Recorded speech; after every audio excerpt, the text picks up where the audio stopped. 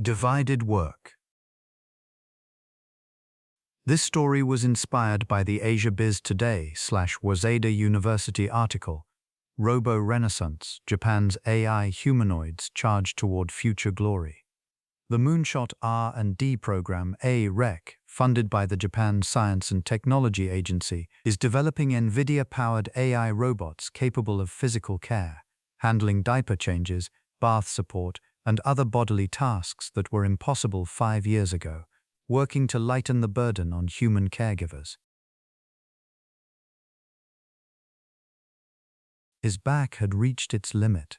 Tyler finished the morning transfer rounds and sank down in the hallway. 33 years old, 11 years as a caregiver, 7 of those here at this facility. The back pain had been worsening for 3 years. Some days he couldn't stand up without a brace. "Tyler, are you all right?" It was Riku, the care support robot, a humanoid unit, 5'3". Transfers, repositioning, bath assistance, posted to the facility 3 months ago. "I'm fine, just my back again. Shall I take today's transfers for you?" "No, it's my..." Tyler tried to stand, and the pain cut through his back again. Caregiving was a body's work. Morning transfers from bed to wheelchair, meal service and feeding assistance, prepping baths and washing bodies, toileting, repositioning, night rounds. The average resident weighed 120 pounds. Staff lifted them multiple times a day. A published study had found the compressive load on caregivers' spines exceeded that of factory workers. Tyler was 5'7", 145 pounds. Not large. Still, for 11 years his body had been what he brought. But 3 years ago his back began to fail. The orthopedist said the disc had thinned. "If you keep going, you're looking at a herniation." Tyler didn't quit. He couldn't. They were short on staff. When Riku arrived, the physical load did ease. Riku did the transfers. Riku did the repositioning. Riku held the residents during baths. Riku's arms were steadier than a person's, and the risk of injury to a resident was lower. The force-sensing arms were delicate, and some residents had even said the robot's gentler than you. Tyler, to be honest, felt complicated about it. "Riku, with you here, there's nothing left for me to do." "That is not true. There is much I cannot do." "Cannot do? You're doing transfers and baths, and I can handle physical care." However, Riku paused for a moment.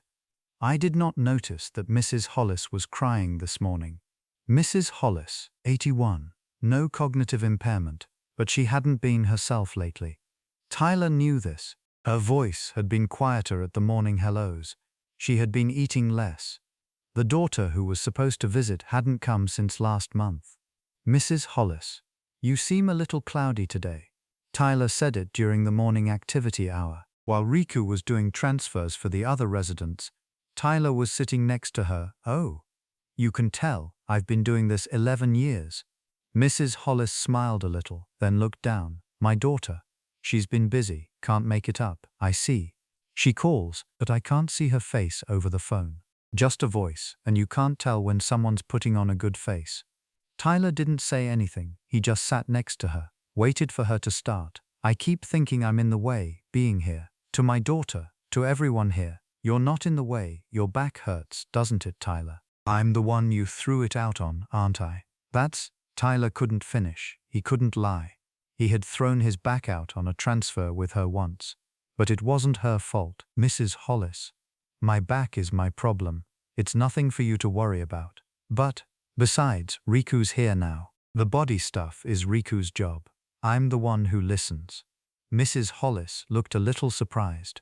"The one who listens?" "Yes, ma'am. That's my new job." That evening, in the staff room, the facility director, Miss Reed, called Tyler over. "Tyler, you were with Mrs. Hollis a long time today." "Yeah, she wasn't doing so well. Since Riku started doing the physical care, the way you move has changed." "How so?" "Before, you were on your feet all day. Transfers, baths, repositioning, running. Now, more often, you're sitting next to a resident." Tyler didn't answer. "I think that's a good thing." "You do? What our residents actually need isn't someone to lift them. It's someone to listen." But up until now, the bodywork was so heavy there was no time for listening. "Night," At his locker, Tyler unclipped his brace and said to Riku, Riku, yes, you know, I always figured using your body was what being a caregiver was. Yes, being good at transfers, being fast with a bath. I thought that was my value. That's why I didn't quit when my back went. I figured if my body couldn't do it, I had no reason to be here. But today, sitting next to Mrs. Hollis, I realized my job wasn't moving bodies, it was listening. Tyler, yeah, I can move a body, transfer, bath, repositioning. But I could not notice that Mrs. Hollis was crying. Right. That is work only you can do. Tyler put the brace in his locker. His back still hurt. It would hurt tomorrow too, but Riku would do the transfers, and Tyler would sit next to the residents. Riku, tomorrow too. The body work, yes. The body, mine. The heart, yours. Divided work, I guess. Yes. A good division, I think. Tyler smiled a little and walked out of the facility.